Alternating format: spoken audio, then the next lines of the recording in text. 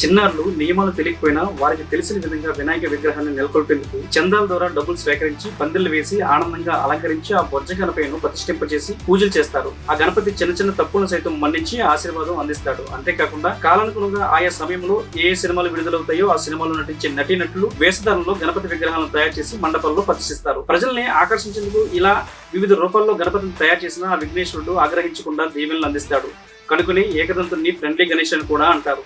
భారతీయులు అతి ముఖ్యమైన పండుగల్లో వినాయక చవితి కూడా ఒకటి. అయితే భారతదేశంలోనే కాకుండా వివిధ దేశాల్లో బొజ్జ గణపయ్యను పలు పేరుతో పూజిస్తారు. థాయిలాండ్ లోని పిరా పికెట్ గాను, టిబెట్ లో మహారక్త గణపతి గాను, చైనాలో ఉవాంగ్ సి టియాంగ్ గాను, జపాన్ లో కంతిన్ గాను గణపతి పూజలు అందుకుంటాడు. అంతేకాకుండా ఇండోనేషియా, కంబోడియా, ఆఫ్ఘనిస్తాన్ లో ఏకదంతుడికి ఆలయాలు కూడా ఉన్నాయి. ఒక్కొక్కరు వారు సోమతును బట్టి మండపాల్లో కొలువుదీరిన విగ్రహాలను 5 నుంచి 18 రోజుల పాటు పూజలు చేసిన తర్వాత సమీపంలో ఉన్న నీటిలో నిమజ్జనం చేస్తారు. మీరు చేసిన ఈ వీడియోపై మీ అభిప్రాయాన్ని కామెంట్ రూపంలో తెలియజేయండి. Please like, share and subscribe.